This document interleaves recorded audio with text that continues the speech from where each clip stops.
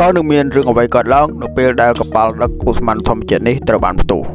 នេះគឺជាការងារមួយដែលគ្រោះថ្នាក់បំផុតសម្រាប់អ្នកបើកបរក៏ដូចជាកម្មករដែលធ្វើការនៅលើកន្លែងនេះគឺជាកប៉ាល់ទឹកដែលផ្ទុកឧស្ម័នរាប់ពាន់តោនប្រសិនបើមានការធ្វេសប្រហែសបន្តិចនោះនឹងមានការផ្ទុះឬក៏ឆាប់ឆេះជាការពិតណាស់ដើម្បីការពារកុំឲ្យឧស្ម័នធម្មជាតិទាំងនេះផ្ទុះនៅតាមផ្លូវអ្នកវិទ្យាសាស្ត្រត្រូវតែសាងសង់ដែកប្រភេទដែលរឹងបំផុតគឺជាដែកប្រភេទ MOS គឺជាប្រភេទដែលគេធ្លាប់ប្រើនៅលើដែករថក្រោសហើយដែកនេះមានកម្រាស់រហូតដល់ 0.5 អ៊ីងឯណោះដោយដែកនេះមានសមត្ថភាពអាចទប់ជាមួយនឹងភាពក្តៅហើយនិងភាពត្រជាក់ដោយវាអាចទប់ទល់ជាមួយនឹងប្រភេទឧស្ម័នដែលបង្រិចឬក៏បង្រួមមាឌទៅតាមកម្លាំងនៃឧស្ម័ននៃចរករចឹងទេយើងកុំចំណាយពេលវេលាយូរយើងទៅមើលទីតាំងដែលបូមរ៉ែឧស្ម័នធម្មជាតិចេញមកពីក្នុងសមុទ្រក៏ដូចជាជីវិតដែលរស់នៅប្រចាំថ្ងៃ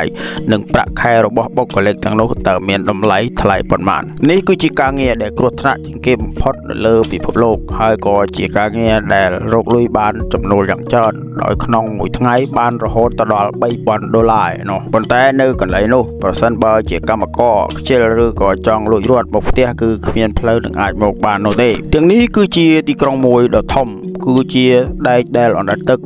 កន្លែងនេះគឺជាកន្លែងដែលបូមយករ៉ែឧស្ម័នធម្មជាតិចេញមកពីក្នុងឈុងសមុទ្រដោយរោងចក្រនេះគឺដំណើរការដែលមានម៉ាស៊ីនខួង 24.7 ដោយនៅទីនេះគឺមានជាងដែកជាងអគ្គិសនីចុងភៅ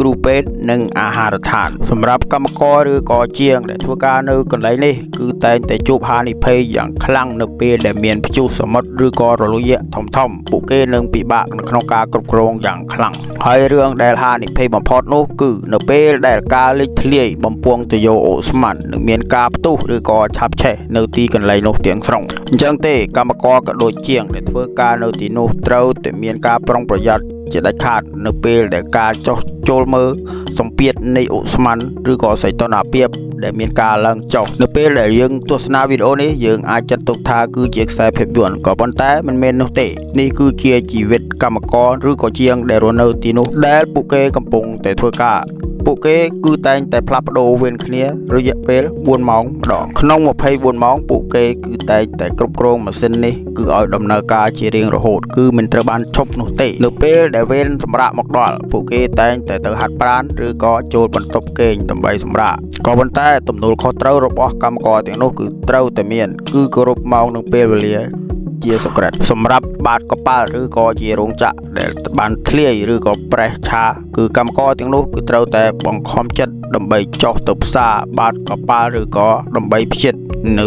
ទយោឬក៏រន្ទឹកណាមួយដែលត្រូវបានខូចខាតនៅក្នុងទឹកពួកគេមិនអាចយកទយោទាំងនោះមកផ្សារឡើងលើនោះបាននោះទេពួកគេត្រូវតែបង្ខំចិត្តចុះទៅផ្សារនៅក្នុងទឹកអ្នកទាំងអស់គ្នាប្រហែលជាធ្លាប់ដឹងអំពីធម្មពលនៃអគ្គិសនីដែលយើងប្រើប្រាស់រាល់ថ្ងៃជាក់ស្ដែងប្រសិនបើមានខ្សែមួយដាច់រលាត់អញ្ចឹងហើយចរន្តទាំងនោះនឹងអាចបណ្ដាលឲ្យឆក់ឬក៏ធ្វើឲ្យជាងនោះស្លាប់បាត់បង់ជីវិតក៏ថាបានសរុបសេចក្ដីមកវិញអ្នកទាំងអស់គ្នាដែលធ្វើការនៅលើគោកអ្នកទាំងអស់គ្នាអាចនិយាយថាជាការងារដែលលំបាកតែសូមពិនិត្យទៅមើលការងាររបស់ពួកគាត់តើការងារអ្នកណាពិបាកជាងអ្នកណាមុននឹងគិតថាខ្លួនយើងពិបាកសូមពិនិត្យទៅមើលអ្នកដែលពិបាកជាងយើងតើគេលំបាកយ៉ាងណាអញ្ចឹងទេសូមកុំភ្លេចចុច like Subscribe និង Follow ម្នាក់មួយដើម្បីជាកម្លាំងចិត្តដល់ admin